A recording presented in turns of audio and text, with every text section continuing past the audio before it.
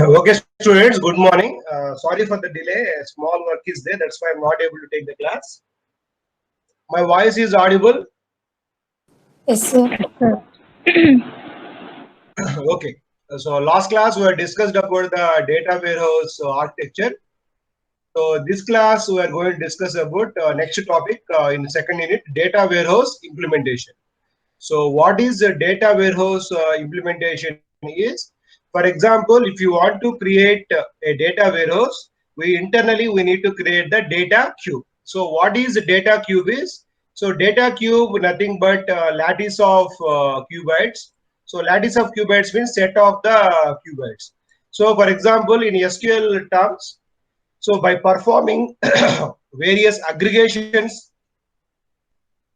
over the data, we are able to form this particular lattice of qubits. For example, if you are having a database, you are having a database with n number of dimensions, and each and every dimensions are having n number of levels. For example, you are having one dimension called as city location. You are having one dimension called as the location.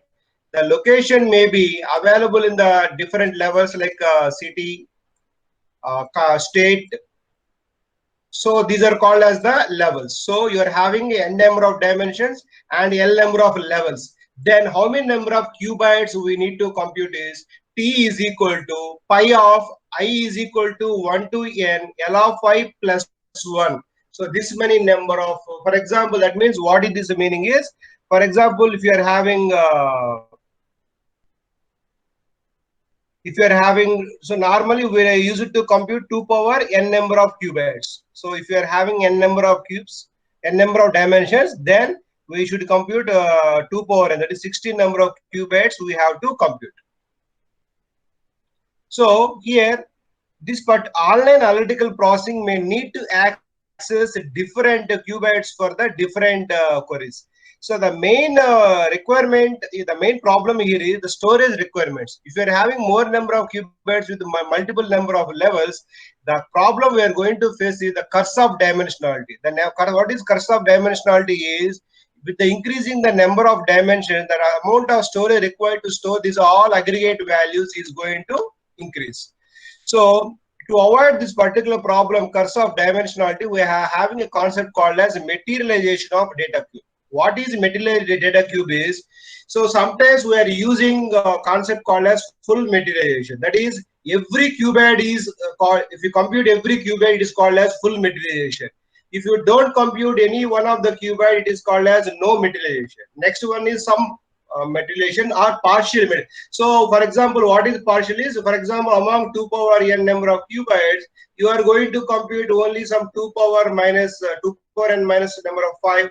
So like this, some set of qubits only you are able to compute, then that is called as partial materialization. Non-materialization means no qubit will not be computed, you are having only data according to your requirement. At runtime you are able to perform the aggregation. So that concept is called as no materialization. So basically, to avoid the problem of curse dimensionality, we can choose either full materialization, or we can choose no materialization, or we can use partial materialization.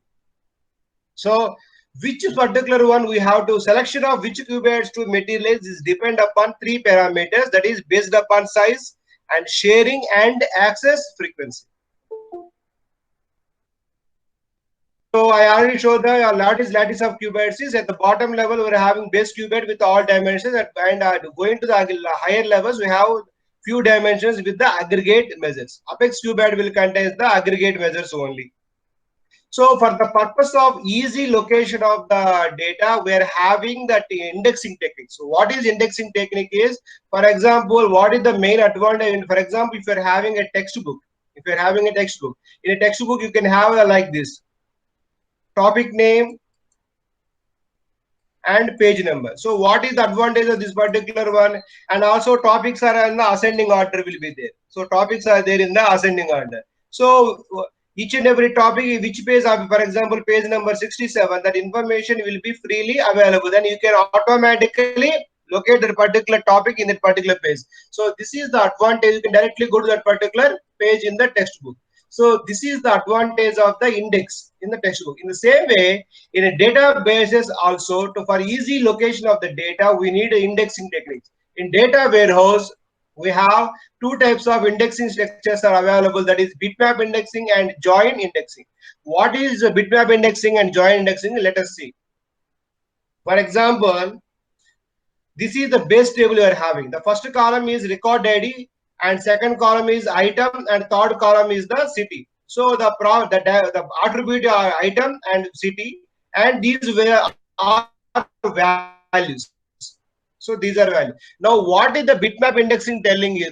It indicates is, it wants to prepare a dimension. You have to prepare for each and every attribute one index table we need to prepare. So how we are going to prepare is, so each and every attribute, whatever the unique values are having, with the unique values form the one column. So for example, here my item attribute is having unique value H, C, P, S. So again, these all are repeating. Now we need to construct one column for each and every unique distinct value. For each and every distinct value in the attribute, we need to give a one column. So H for one column for H, one column for C, one column for P, one column for S. So what are these are? These are distinct values in that item attribute.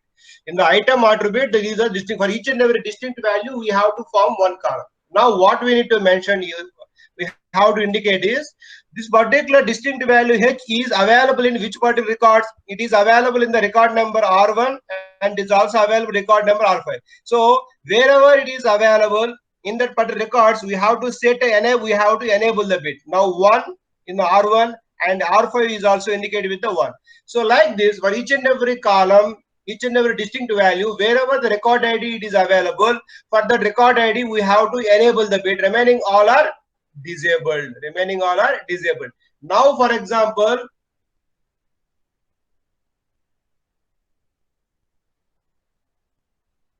And also here we are having city, for city also we have unique values V and T. So now what we are going to do is simply we have only two distinct values. So for city we have two V and T, and wherever V is away, V value is located, those all record numbers mentioned as the enable, and remaining all disabled. T also wherever it is available in those records, that particular one bit has to be, and the record ID need to be enabled. So this is how we are going to form the bitmap index. Now very easily locatable. So for example, you are required the data about H, then directly go wherever one is there, then automatically those bits will be. Next one is join indexing method. Next one is join indexing. So what is join indexing is, so see here. Now these are data warehouse. We all know that we have a dimension tables and fact tables. Now whatever the fact table, in the fact table I have an entry called as T57.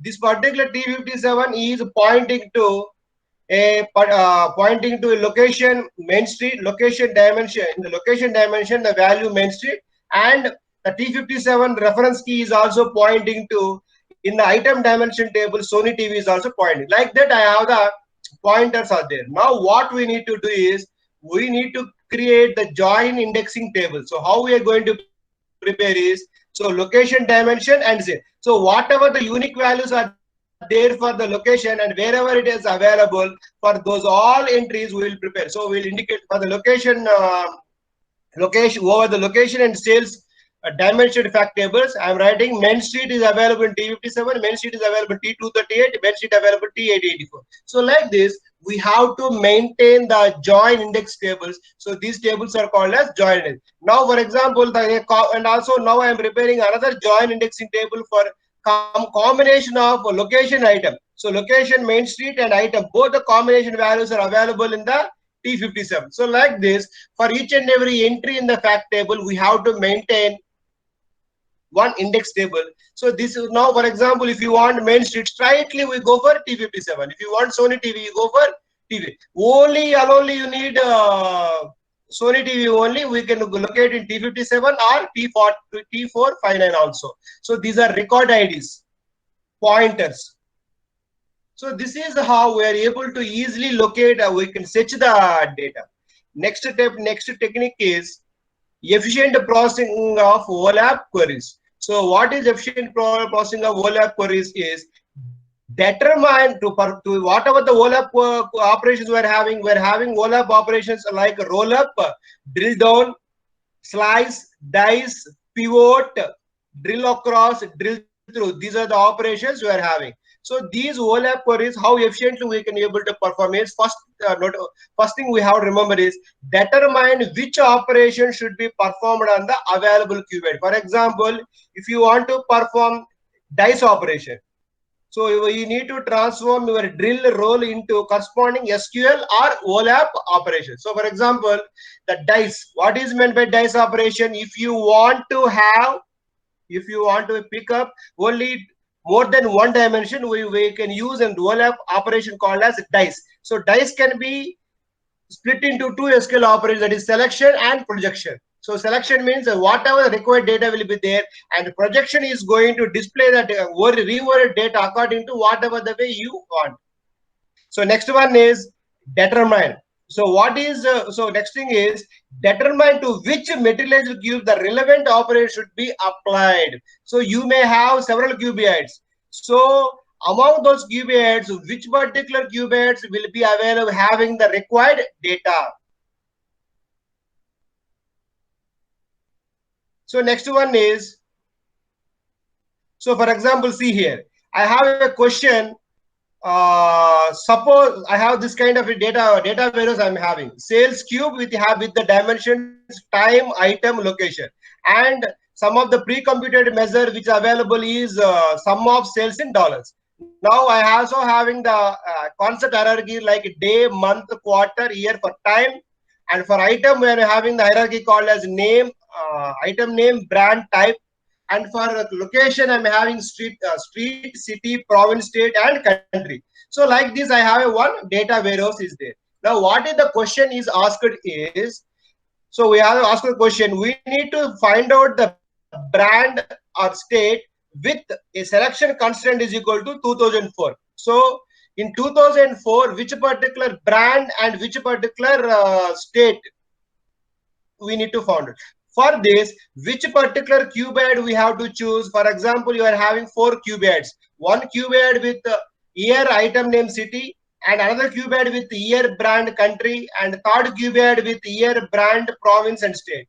So, and another fourth qubit is item, name, province, state, and where year is equal to 12. So now I have this kind of a qubit is there. Now directly which qubit we can able to choose is directly we can choose only qubit 4. Why? Because remaining qubit not, I have specific qubit with this particular information 2000 where year 2004, and in 2004 whatever the items I have sold in which particular place. So this information is unavailable, so I can choose directly only qubit 4. So rather than processing qubit 3, qubit 2, qubit 1, directly precisely I can able to locate qubit 4 only. So this is the one. So choose the specific qubit which is suitable for the data analysis.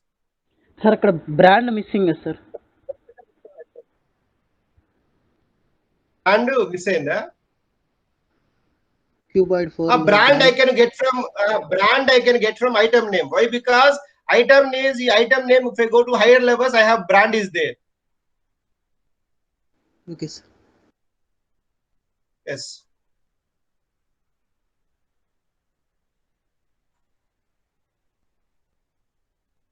So we can use 4, or we can use 3, we can use also 1.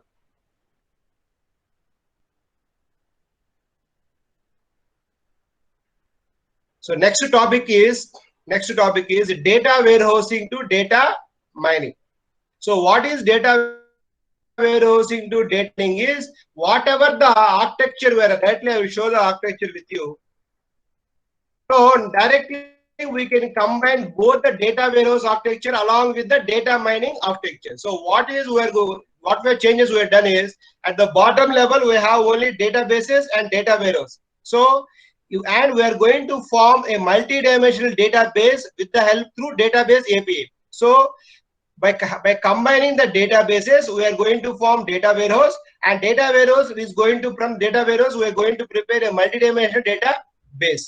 Now this particular metadata database is used by our OLAP engine. For example, if you want to perform only data warehouse operations, directly we can use only OLAP engine only. For example, if you want to perform data mining operation like a classification, prediction, and characterization, discrimination, or cluster analysis, decision tree, if you want to perform for that, we can use OLAP engine. So the customers or users are going to interact with your multi-name database through graphical user interface. So through graphical user interface, the query will be given. If it is a constraint-based mining query, OLAP engine will going to process. If it is just simple, so after that, OLAP engine is going to receive that particular query. So whether that particular query is able to solve by OLAP engine, then directly it will return data from multi-name database. So it is a OLAP operation. The query will be transmitted to OLAP engine. Again, OLAP engine will return the required data from MDDB. If it is not aware of MDDB, it can choose again from databases or data warehouse through database API. So this is the architecture of online analytical mining. In online, for example, what is online analytical mining is a system, a tool will be there or software will be there. Through the software, we are going to perform all the data mining operation. So in the underline, the user is going to simply give a query only. But background, what is going to happen is this one. So our queries will be transmitted to OLAP engine, or the OLAP engine is going to transfer to OLAP engine. Then after the required data is gathered from MDDB, the information about, more information about MDDB, what kind of algorithms will be there in so metadata contains, last class I forgot to told. So what metadata will contains is,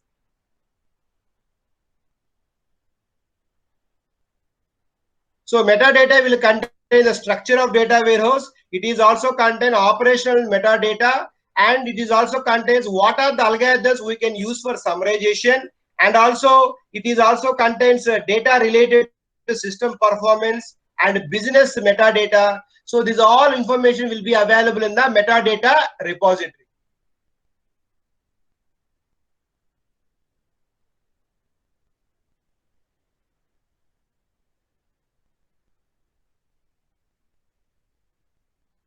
So next topic, even next class చెప్తాను. So next topic is attribute oriented induction. So what is attribute oriented induction is, so it is a concept called as data generalization. If you want to perform data generalization, for that we can use a topic called concept called as the attribute oriented induction. So basically where we can use this particular attribute induction is for the purpose of, we are having two concepts are there, data categorization and data discrimination. So here we are using this part. So the categorization and the comparison can be performed by using attribute oriented induction. So what is this particular approach is, so directly see this particular database. So this is the initial database which is given for me, which is contains name, gender, major means course, what is studying, birthplace, birth date, residence, phone number, GPA. So what is the algorithm? First step is we have, so from the initial relation we need to construct a relation called as prime generalized relation. So how we are going to construct a prime generalized relation is, whatever the attributes in the initial relation cannot be generalized should be removed. So for example, can I generalize name? It is not possible. Why? Because name contains a distinct value, that's why it has to be removed. Gender I can able to generalize. Why? Because so all females, males count I can able to specify, so it can be retained. So course can also generalize. Why? Because all science students, all physics students, all computer science, like that I can able to generalize. Country, it is a generalize. For example, here we are having at the city level can be migrate to city, so it can also retain. And birth date is also can be retained. Why? Because here with the whatever date of birth we are having, it can be generalized to the birth year. So residence is also can be generalized, and phone number is cannot be generalized. Why? Because phone numbers are unique, so that's why remove the phone number. And GPA is also generalized. Here we have having only the numerical value, we can replace with excellent, very good, poor. So that's why, so what in the attribute or induction, first step what you need to do is, whatever the initial relation given, from the initial relation we need to gather prime generalization. What is prime one is, whatever the attributes which are not at all can be generalized, they should be removed from the database. After that, whatever the relation we are having, it is called as prime generalization. Then after that you can further, for example, now what I have done, let us see. From the database, what I gathered is, so the number of male students who are studying science in the birth region Canada and whose age range is between 20-25, and their place is a city called as Richmond. Their GPA is very good. How many number of students I got? 16 candidates. So from the initial relation where we have the detailed data, I am able to generalize the data that I have 16 students who are studying the science and who are having age between 20-25, who are living in Richmond. So this is the how data generalization is working. See the second parameter. I have female students who are studying the science and their birth region is foreign other than Canada, and their age is between 25-30, and they belongs to some residence Bombay, and their GPA is excellent, their count is 22. So like this I can able to generalize. And another relation also I can generalize. What is that? So remove the remaining all attributes, only gender and birth region, only the entire region Canada and foreign. So the number of male students who are living in Canada are 16, and the number of male students who are foreign, its count is number of male students is 30. So like this I can able to generalize. So this is the how we are going to generalize the data. So how we are going to, what is attribute oriented induction is, we need to eliminate the attributes which are not at all generalized. So like this, by grouping the attributes, we can able to get the generalized relation. So and also one more concept is also there. So in attribute, so while generalizing the data, we need to follow one concept called as attribute threshold control. For example, the attribute can be generalized, but it contains only 2 to 8 values only, then remove that kind of the attribute. So attribute threshold control. So next one is general relation threshold control. So control the final relation also. So whatever the data we're having, that data we can able to represent in this particular way. So here I have location, item, sales, and the respective count. Or I can also represent the same data by using a topic called a kind of representation technique called as crosstalk. So I have a location, specifically whatever the values I have for the item. So TV, computer, both items. So again, TV sales is Asha is 15. So its a count is 300. So like this, I can able to show this kind of representation model is called as the cross tab. So next one is we can also you choose the bar chart, or also we can choose the pie chart. So that's student. That's it for today. Let us take the attendance.